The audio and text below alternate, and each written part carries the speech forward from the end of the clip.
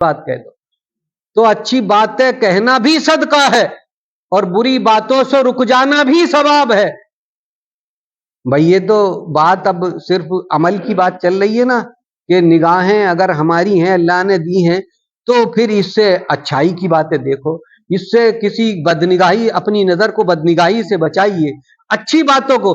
سرکار مصطفیٰ صلی اللہ تعالی وسلم نے ارشاد فرمایا کہ اپنی نظر سے نظر تو کھلی رہے گی, ایسا تو نہیں ہے بند کر کے چلیں, نظر تو اپنی نظر سے اگر اپنے والدین کے چہرے کو صبح ہی دیکھ لو تو حج مقبول کا ثواب. اپنی بیوی کو محبت کی نظر سے دیکھو, دن بھر جتنے سانس آئیں گے ہر سانس کے بدلے نیکیاں لکھی جائیں گی. اپنی اولاد کو محبت کی نظر سے دیکھ لو تو ثواب, اپنے بھائیوں کو محبت کی نظر سے دیکھ لو تو ثواب, اپنے تمام انسانوں کو محبت کی نظر سے دیکھ لو, جو ملے اس سے خندہ پیشانی کے ساتھ بات کرو, محبت سے بات کرو تو ثواب. مسلمانوں ذرا سوچو اس بارے میں سوچو کہ آخر ہمیں اللہ تبارک و تعالی نے انسان بنایا ہے, یہ اللہ کا انعام. دوسرا انعام کہ مسلمان گھر میں پیدا فرمایا, مسلمان بنایا, کتنا بڑا احسان. اور پھر کرم بالائے کرم اپنے محبوب کو امتی بنایا ہے. اس امت کی تعریف اللہ نے ارشاد فرمایا کنتم خیر امت اخرجت للناس تامرون بالمعروف, کہ تم بہترین امت ہو جو تم سے پہلے گزر گئی, ان سے تم اچھے ہو. اللہ تمہیں اچھا کہہ رہا ہے, یہ کتنا بڑا کرم ہے. مسلمانوں ذرا سوچو اپنے بارے میں کہ اللہ کا کتنا احسان ہے, اللہ کا کتنا بڑا کرم ہے کہ تمہیں اپنے محبوب کی امت میں پیدا فرمایا ہے. سرکار مصطفیٰ صلی اللہ تعالی علیہ وسلم کا جب آخری وقت اس دنیا سے جانے کا وقت آیا, ہر کسی کو جانا ہے. مسلمانوں تم سے پہلے کتنے اس مہینہ ٹھیر میں آ گئے, تو ذرا حساب غور کر, کتنے ہزارہ آدمی تم نے اپنے کاندھوں پر لے جا کر کے زمین میں مٹی تلے دفنا دیے. ایسا نہیں ہے تم میں سے یا ہم کوئی بچ جائے, سب کو ایک ہی راستے پہ جانا ہے. تو سرکار مصطفیٰ صلی اللہ تعالی وسلم کا بھی جانے کا وقت آیا تو 3 دن سے پہلے سے جو ہے کئی دن پہلے سے طبیعت خراب تھی, مگر وہ 3 دن پہلے سے کچھ طبیعت میں افاقہ ہو گیا, اچھی ہو گئی. تو ملاقات کے لیے حضرت فاطمہ الزہرا کو بلایا, حضرت مولا علی کو بلایا, حضرت بلال کو بلایا, ملاقات کے لیے بلاتے آتے. تو حضرت فاطمہ الزہرا کے کان میں سرکار نے کہہ دیا, جب وہ کچھ غمگین ہوئی سرکار کی حالت دیکھ کے تو کہہ دیا تو رونے لگی, پھر کچھ کہا تو وہ ہنسنے لگی. حضرت مولا علی کو بلایا اپنے قریب, تو لیٹے تھے حضرت عائشہ صدیقہ ام المومنین, سرکار اپنی بیوی حضرت عائشہ صدیقہ کی گود میں لیٹے تھے, تو اپنے اوپر کو یوں ہی ڈال لیا حضرت مولا علی کو, چہرے پر ہاتھ پھیرا, پیٹھ پر ہاتھ پھیرا, سر پر ہاتھ پھیرا, سینے پر ہاتھ رکھ کر نہ جانے کیا عطا کر دیا, یہ تو لینے والا جانے یا دے. بعد میں حضرت امام حسن امام حسین کو بلایا, دونوں کو اپنے سینے سے لپٹا لیا, دونوں کو سینے سے لپٹا لیا, دعا کی مولا ان میرے بیٹوں کو, میرے پھولوں کو سلامت رکھنا. جانتے تھے کہ ایک خاک و خون میں کربلا کے تپتے ہوئے ریگدار میں تڑپے گا اور ایک زہر سے اپنے کلیجے کے ٹکڑے ٹکڑے ہوں گے, دیکھے گا. جانتے تھے, بڑی دیر لپٹائے رہے, روتے رہے, انہیں رخصت کر دیا. حضرت جبریل امی آ گئے, جبریل امی آئے اور سلام کہا, آ کر کے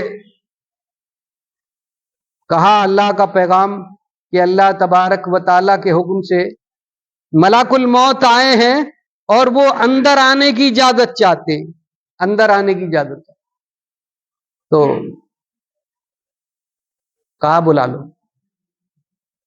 بلایا, حضرت ملک الموت آئے اور آ کر کے سلام کیا اور عرض کی اے اللہ کے محبوب یہ پہلی بارگاہ ہے, ہزارہ سال سے میں لوگوں کی روحیں قبض کر رہا ہوں، یہ پہلی بارگاہ ہے جب میں نے کسی کو سلام کیا، آج سے پہلے نہ کسی کو سلام کیا، نہ آج کے بعد کسی کو سلام کیا۔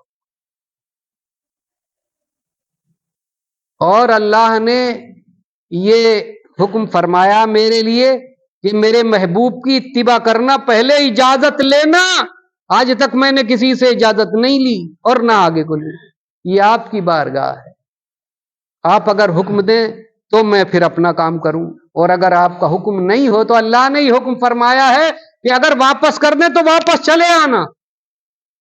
یہ اللہ کے محبوب کی عظمت ہے مسلمانوں، ذرا سمجھیں۔ حضرت جبریل امی سے یوں کر کے کہا، اشاروں میں، جیسے بھونسے ہیں سے کہیں اشارہ کرتے، کہو تمہاری کیا مرضی ہے؟ تو حضرت جبریل امی نے عرض کی ہے، اللہ کے رسول، اللہ تبارک و تعالی آپ کے دیدار کا مشتاق ہے، آپ کے دیدار کا مشتاق ہے۔ اچھا، تو اشارہ فرمایا آپ نے حضرت ملک الموت، تو انہوں نے ایک انگلی آپ کے سینے پر رکھی، درد کی شدت سے اسی وقت آپ نے اللہ تبارک و تعالیٰ کی بارگاہ میں تمہارے لیے دعا کی، مولا میری امت، میری امت، رب حبلی امتی، میری امت کو میرے حوالے کر۔ اتنی تکلیف میری گنہگار امت کو کتنی تکلیف ہوگی، آخری وقت میں بھی اللہ کے رسول تمہارے لیے دعا کر رہے ہیں۔ تو حضرت جبریل امی کے ذریعے اللہ نے پیغام پہنچایا کہ میرے محبوب سے کہہ دو کہ تمہاری امت کی روح اس طرح ملک الموت نکالیں گے جیسے گندھے ہوئے آٹے میں سے بال کھینچ لیا جاتا ہے، گندھے ہوئے آٹے میں سے بال کھینچ لیا جاتا ہے۔ ذرا سمجھیے تو صحیح، اپنی حقیقت کو سمجھیے کہ تم کون ہو۔ تم دنیا میں اس لیے پیدا نہیں ہوئے کہ ناچ ڈی جے پہ ناچو، اس لیے پیدا نہیں ہوئے کہ کھڑے کھڑے یہاں جو ہے ادھر ادھر تھرکتے پھرو، اپنی زندگی کو یوں ہی بیکار کر دو۔ یہ زندگی چند سانسیں جو دی ہیں، اللہ نے کتنی زندگی دی ہے آدمی کو؟ 50 سال، 50 سال زندگی ہے، اس سے آگے پیچھے کیا کچھ بھی نہ، بچپن ہے یا پھر بیکار ہو جانا ہے۔ تو اس میں سے بھی آدھی زندگی سونا ہے، یعنی نیند ہے، اسے نکال دو تو کیا رہ گیا؟ اس 25 سالہ زندگی کے لے لو نہار لگا تو لو حساب کتاب کے، تمہیں کتنی ذمہ داری اللہ نے دی ہے۔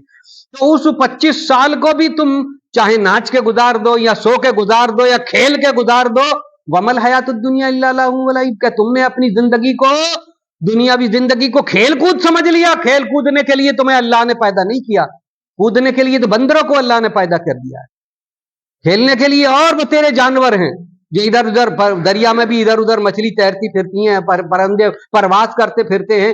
تمہیں اللہ تبارک و تعالیٰ نے اس لیے پیدا کیا ہے تاکہ تم اپنے بارے میں غور کرو کہ اللہ نے ہمیں کیا بنایا ہے۔ ہم اللہ کے محبوب ہیں، اللہ کے ولی بننے کے لیے ہیں۔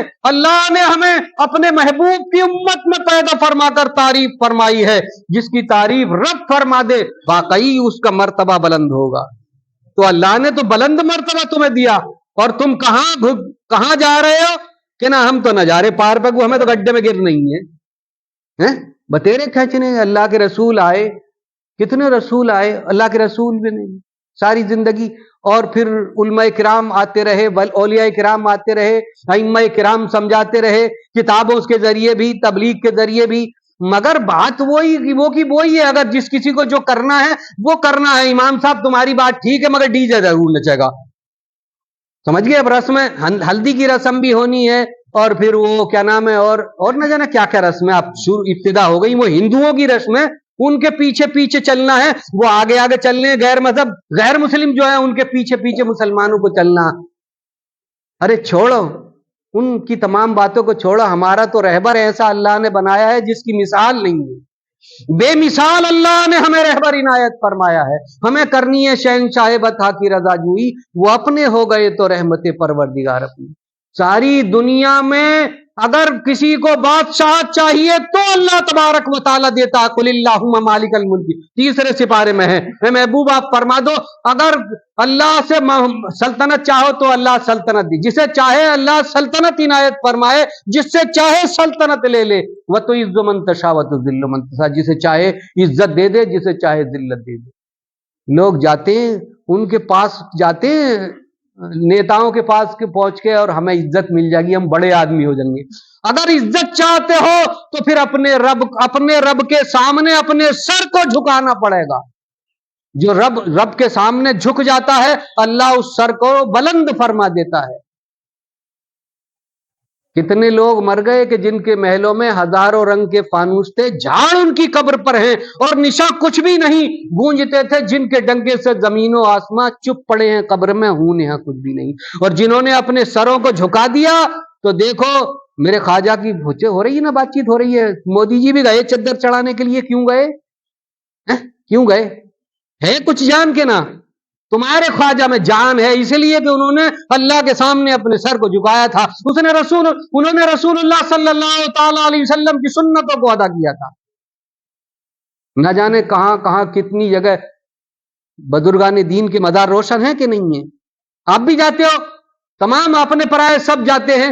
وجہ اس کی یہی ہے کہ ان کے دلوں میں اللہ کی محبتیں تھیں.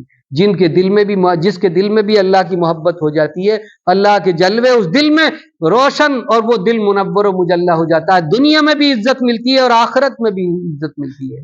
تو یہ چند روزہ زندگی جس کا ایک لمحے کا بھی معلوم نہیں ہے، پتہ نہیں ہم میں سے کون یہاں سے سب سلامت چلے جائیں گے یا کوئی ٹپک جائے گا، اس کا کچھ پتہ نہیں ہے. تو اس لیے اس ناپائیدار، جس کی کوئی پائیداری نہیں ہے، اس زندگی کو سب کچھ مت سمجھیے. اللہ کے حکم کو اور اللہ کے رسول کے حکم کو مان لیجئے. اللہ تبارک و تعالی ہم سب کو پیارے آقا کی پیاری سنتوں پر عمل کی توفیق عنایت فرمائے، گناہوں کو معاف فرمائے. آمین. وآخر دعوانا